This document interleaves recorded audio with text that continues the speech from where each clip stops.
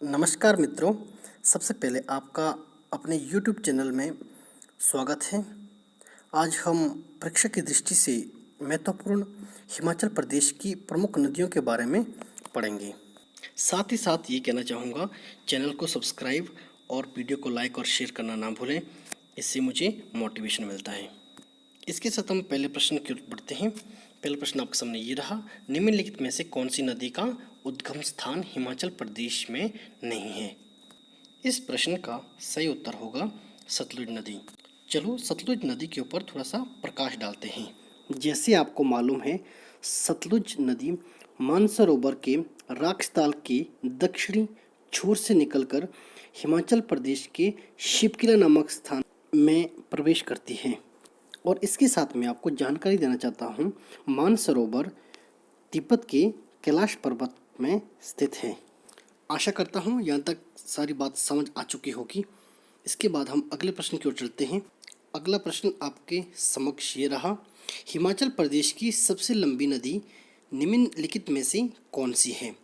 इसका सही उत्तर होगा सतलुज नदी। ठीक है, हिमाचल प्रदेश की जितनी भी नदियाँ हैं उसके बारे में हम पता होना चाहिए किसकी लंबाई कितने किलोमीटर है। ठीक है, जैसे आपके सामने दी है, सतलुज नदी की लंबाई है 320 किलोमीटर। ठीक है, इसके साथ ब्यास नदी की लंबाई है 256 किलोमीटर और रावी नदी की लंबाई है 158 किलोमीटर और चिनाब नदी की लंबाई है 122 किलोमीटर। ठीक है, और यमुना नदी हिमाचल प्रदेश की सबसे छोटी नदी है जिसकी लंबाई लगभग 22 किलोमीटर है। ठीक है, और सतलुज नदी हिमाचल प्रदेश की सबसे लंबी नदी है। कई बार परीक्षा में प्रश्न पूछा जाता है, पानी के घनत्व के आधार पर सबसे बड़ी नदी कौन सी है? इसका सही उत्तर होगा चिनाब नदी। ठीक है, और इसी प्रकार कंफ्यूज करने वाला प्रश्न है, नदी बेसिन के आधार पर अधिकतम जल शक्ति क्षमता किस में है? उसका सही उत्तर होगा सतलुज। ठीक है, नदी बेसिन का मतलब है कैचमेंट एरिया। कहने का अभिप्राय ये है कि नदी का पानी कितने ज़्यादा क्षेत्र में बह रहा है। इसके साथ हम अगले प्रश्न की ओर बढ़ते हैं। अगला प्रश्न आपके सामने ये रहा, सतलुज नदी कहाँ से निकलती है? ये बहुत इजी क्वेश्चन होगा आपके लिए। ठीक है, इससे पहले मैं डिस्कस कर चुका हूँ। इसका सही उत्तर होगा ऑप्शन ए, मानसरोवर के राक्षताल के दक्षिणी छोर से निकलती है। ठीक है ना, ये राक्षताल कहाँ पड़ता है? ये हमारा तिब्बत में पड़ता है। ठीक है, तिब्बत का कैलाश पर्वत में पड़ता है ये। इसके साथ मैं आपको एक बात और इसमें ऐड करना चाहूँगा, यह नदी राक्षताल के दक्षिणी छोर से निकलती है और हिमाचल प्रदेश के पूर्वी छोर से एंटर करती है। इसके साथ हम अगले प्रश्न की ओर बढ़ते हैं। अगला प्रश्न आपके सामने ये रहा, सतलुज नदी का ऋग्वैदिक कालीन नाम क्या है? इसका उत्तर होगा शतुद्री, ऑप्शन नंबर सी। ठीक है, अब यहाँ पर ध्यान देना है, यहाँ पर पूछा जा रहा है ऋग्वैदिक कालीन नाम। ठीक है, या वैदिक कालीन नाम। ठीक है, तो इसका उत्तर होगा शतुद्री। ठीक है, अगर आपसे पूछे इसका संस्कृत नाम क्या है तो इसका सही उत्तर होगा शतुद्र। ठीक है, या शतुद्रु। ठीक इसी प्रकार अलग अलग जगह में सतलुज नदी का नाम अलग अलग पुकारा जाता है। ठीक है, जैसे तिब्बत में इसको लंचन कबाब के नाम से जानते हैं। ठीक है, और ग्रीक के जो विद्वान हैं, जो वैज्ञानिक हैं, वो इसको होपनिस करके पुकारते हैं और यूनान के जो वैज्ञानिक हैं वो इसको हीसीडरस करके पुकारते हैं। ठीक है, जैसे यह नदी हिमाचल प्रदेश में प्रवेश करती है वैसे इस नदी को सतलुज के नाम से पुकारा जाता है। ठीक है, इसके अलावा सतलुज नदी को मुकसंग, संपो, जुगटी, शतुद्रा इत्यादि के नाम से भी जाना जाता है। इसके साथ हम अगले प्रश्न की ओर बढ़ते हैं। अगला प्रश्न आपके सामने ये रहा, सतलुज नदी हिमाचल प्रदेश के किस जिले में सर्वप्रथम प्रवेश करती है? ठीक है, ये तो बहुत ही ईजी क्वेश्चन है आपके लिए। इसका सही उत्तर होगा किन्नौर जिले के शिवकिला दर्रे से प्रवेश करती है। चलो इस पर थोड़ा सा प्रकाश डालते हैं। जब सतलुज नदी शिवकिला दर्रा से प्रवेश करके 112 किलोमीटर तक पहुंचती है तो वहाँ सतलुज नदी को स्पीति नामक नदी मिलती है। स्पीति नदी और सतलुज नदी का जहाँ पर संगम होता है उस स्थान का नाम है नमगिया, या उसको खाब भी कहा जा सकता है। ठीक है, उसके बाद आगे चलकर इस नदी में बसपा नामक नदी मिलती है जहाँ पर बसपा और सतलुज नदी का संगम होता है उस स्थान का नाम है करछम। पेपर में कई बार पूछा गया है। इसके साथ हम आगे देखते हैं सतलुज नदी का हिमाचल प्रदेश में सफ़र का ब्यौरा कुछ इस तरह से है। सतलुज नदी हिमाचल प्रदेश के किन्नौर जिले के शिवकिला दर्रा से प्रवेश करती है और चौरा नामक स्थान से किन्नौर को छोड़ती है और बधाल नामक स्थान से शिमला में प्रवेश करती है। ठीक है, और हुईदार के फिरनू नामक गांव से मंडी जिले में प्रवेश करती है और कसोल नामक स्थान पर यह बिलासपुर में प्रवेश करती है। अंत में यह बाखड़ा डैम में जाकर अपना हिमाचल प्रदेश का रास्ता पूरा करती है। ठीक है, इतना हमें इसके बारे में पता होना चाहिए, बहुत इंपॉर्टेंट है परीक्षा की दृष्टि से। यहाँ पर छोटी सी कन्फ्यूज़न है। बिलासपुर में जिस स्थान पर सतलुज नदी प्रवेश करती है, कुछ किताबों में संघोल दिया हुआ है और कुछ किताबों में कसोल दिया हुआ है। ठीक है, एक कसोल है, ठीक है, एक संघोल है। ठीक है, यहाँ पर कंफ्यूज नहीं होना है।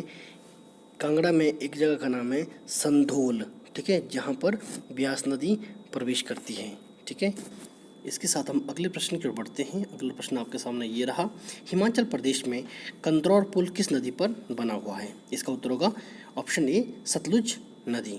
ठीक है, सतलुज नदी पर कुछ महत्वपूर्ण पुल बने हैं जिनका ब्यौरा आपके सामने है। ठीक है, जैसे कि कंदरौर पुल हो गया है, गंबर पुल हो गया है, सलापड़ पुल हो गया है और तातापानी पुल हो गया है। ये जो चारों पुल बने हैं ये किसके ऊपर बने हैं? ये बने हैं सतलुज नदी के ऊपर। ठीक है, चलो थोड़ा सा प्रकाश हम कंदरौर पुल के ऊपर डालते हैं। कंदरौर पुल सतलुज नदी के ऊपर बना पुल है और जो एशिया का सबसे ऊंचा पुल है और जो इसकी हाइट है वो 88 मीटर्स है और यह बिलासपुर में स्थित है। इसके साथ हम गंबर पुल की बात करते हैं। गंबर पुल भी बिलासपुर में है और ये सतलुज नदी के ऊपर है। ठीक है, और तातापानी पुल की जब बात आती है तो ये भी सतलुज नदी के ऊपर है और ये शिमला और करसोग के बीच में है। ठीक है, और अंत में जिस पुल की हम बात कर रहे हैं जो सतलुज नदी के ऊपर है उसका नाम है सलापड़ पुल। ठीक है, जो मंडी और बिलासपुर की सीमा पर है और ये भी सतलुज नदी पर है। इसके बाद हम जिस पुल की बात कर रहे हैं वो है नंदौन पुल। ठीक है, कई बार प्रश्न आता है कि नंदौन पुल किस नदी पर है? उसका सही उत्तर होगा आपका ब्यास नदी के ऊपर। ठीक है, और उसके बाद जो पुल है वो है खड़ामुख पुल। ठीक है, खड़ामुख पुल कहाँ है?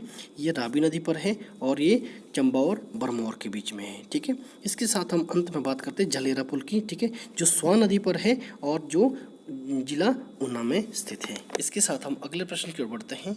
अगला प्रश्न आपके सामने ये रहा, हिमाचल प्रदेश में स्थित भाखड़ा बांध कौन सी नदी पर स्थित है? ठीक है, इसका सही उत्तर होगा सतलुज नदी पर। ठीक है, भाखड़ा बांध तक सतलुज नदी का सफ़र मैंने आपको पहले बता दिया है। अब थोड़ा सा भाखड़ा बांध के बारे में जानते हैं। सबसे पहले हमें भाखड़ा बांध के बारे में ये पता होना चाहिए, भाखड़ा बांध एशिया का दूसरा सबसे ऊंचा डैम है जिसकी ऊंचाई 226 मीटर आंकी गई है। और यहाँ पर प्रश्न आपके दिमाग में उठ रहा होगा कि पहले नंबर पर सबसे ऊंचा कौन सा डैम है? इसका सही उत्तर होगा टिहरी डैम। ठीक है, जो कि उत्तराखंड में है और जिसकी ऊंचाई है 260 मीटर। ठीक है, थोड़ा सा प्रकाश भाखड़ा बांध के ऊपर और डालते हैं। ठीक है, भाखड़ा बांध 1963 ईस्वी में बनकर तैयार हुआ था। ठीक है, इस बांध को हिमाचल प्रदेश की सबसे बड़ी मानव निर्मित झील गोविंद सागर से पानी मिलता है। आरंभ में भाखड़ा डैम को बनाने का उद्देश्य था इरिगेशन और पावर जनरेशन। ठीक है, इसीलिए भाखड़ा नंगल परियोजना 325 मेगावाट की है। इसके बारे में हमें इतना पता होना चाहिए, सभी तथ्यों परीक्षा की दृष्टि से बहुत महत्वपूर्ण है। इसके बाद हम कोल डैम की बात करते हैं जो सतलुज नदी के ऊपर है। भाखड़ा बांध भी सतलुज नदी के ऊपर है, पोंग बांध ब्यास नदी के ऊपर है और लारजी बांध भी ब्यास नदी के ऊपर है और पंडो बांध भी ब्यास नदी के ऊपर है। इसके साथ हम अगले प्रश्न की ओर बढ़ते हैं। अगला प्रश्न, हिमाचल प्रदेश में सतलुज नदी की सबसे बड़ी खड्ड कौन सी है? इसका उत्तर होगा ऑप्शन डी सीर खड्ड। बहुत इंपॉर्टेंट क्वेश्चन है। ठीक है, इसके साथ देखते हैं सतलुज नदी पर कौन कौन सी खड्डें हैं। जैसे कि रूपी खड्ड हो गई, मुलगन खड्ड हो गई, रुकती खड्ड हो गई और रोपा खड्ड हो गई, सिंहासो खड्ड हो गई और तिरुंड खड हो गई। ये सभी खडें परीक्षा की दृष्टि से बहुत महत्वपूर्ण हैं। इसके साथ हम अगले प्रश्न की ओर बढ़ते हैं। सतलुज नदी कौन से स्थान पर मंडी जिले में प्रवेश करती है? ठीक है, ये मैंने आपको पहले बता दिया। इसके सही उत्तर होगा ऑप्शन ए फिरनू। ठीक है, जो फिरनू है ये हुईधार के अंतर्गत आता है। यहाँ पर मैं छोटी सी चीज़ को ऐड करना चाहूँगा।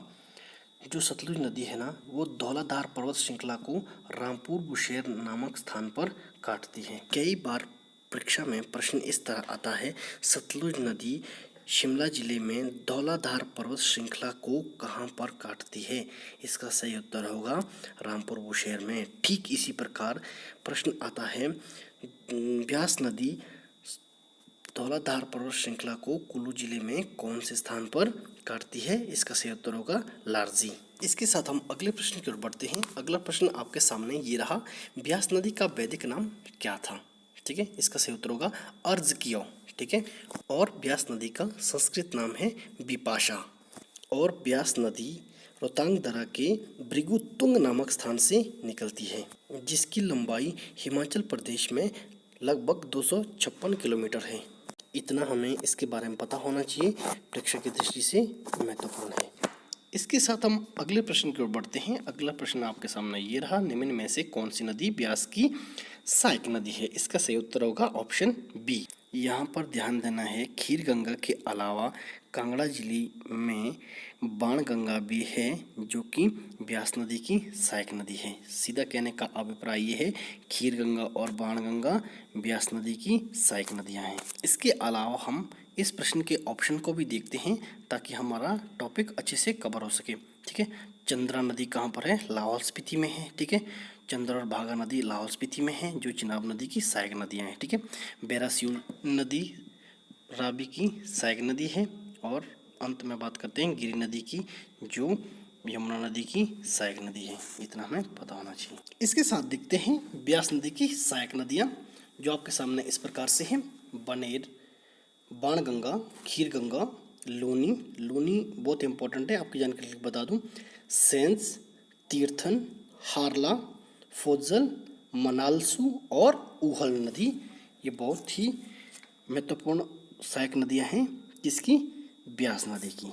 इसके साथ हम अगले प्रश्न की ओर बढ़ते हैं। अगला प्रश्न आपके सामने ये रहा, ब्यास नदी कांगड़ा जिले को कहाँ छोड़ती है? और वो कहलाता है मीरथल। ठीक है, कई बार परीक्षा में इस तरह प्रश्न आता है, ब्यास नदी कांगड़ा जिले में कौन से स्थान पर प्रवेश करती है? इसका सही आंसर होगा संधोल। और मंडी जिले में ब्यास नदी कौन से स्थान पर प्रवेश करती है? सही उत्तर होगा बजौरा। ठीक है, और ब्यास नदी रोहतांग दर्रा के भृगुतुंग से निकलती है। ठीक है, सीधी भाषा में बोला जाए तो ब्यास कुंड। इसके साथ हम अगले प्रश्न की ओर जाएंगे। अगला प्रश्न आपके समक्ष रहा, हिमाचल प्रदेश में लूणी नदी किसकी सहायक नदी है? इसका सही उत्तर होगा ब्यास नदी। ठीक है, इसके साथ हम अगले प्रश्न की ओर बढ़ते हैं। अगला प्रश्न ये रहा, हिमाचल प्रदेश की किस नदी को पार करने में सिकंदर असफल रहा था? इसका सही उत्तर होगा ब्यास नदी। सिकंदर ग्रीक के मैसेडोनिया का एक महान शासक था, जिसने 326 ईस्वी पूर्व में भारत पर आक्रमण किया था। इसके साथ हम अगले प्रश्न की ओर बढ़ते हैं। अगला प्रश्न आपके सामने ये रहा, यूनान के विद्वान सतलुज नदी को और किस नाम से जानते थे? इसका सही उत्तर होगा ऑप्शन सी हेसिड्रस। ठीक है, जैसे कि शतुद्री ऑप्शन में है। ठीक है, जो शतुद्री है यह सतलुज नदी का वैदिक नाम है। ठीक है, सतलुज नदी को और किस किस नाम से जानते हैं? जैसे कि मुक्सांग हो गया, जांगती हो गया। ठीक है, यह भी इसके उपनाम है। इतना हमें इसके बारे में पता होना चाहिए। इसके साथ हम अगले प्रश्न की ओर बढ़ते हैं। अगला प्रश्न आपके सामने ये रहा, हिमाचल प्रदेश में लाल नदी के नाम से किस नदी को जाना जाता है? इसका सही उत्तर होगा ऑप्शन ए सतलुज नदी। अभी तक हमने सतलुज नदी और ब्यास नदी के बारे में जानने की कोशिश की, और अगले भाग में हम अन्य 3 नदियों के बारे में विस्तार से पढ़ेंगे। साथ ही साथ मैं आपको ये कहना चाहूँगा, अगर आप मेरे चैनल के माध्यम से कुछ ज्ञानवर्धक चीज़ों को सीख रहे हैं तो मेरे चैनल को सब्सक्राइब, शेयर और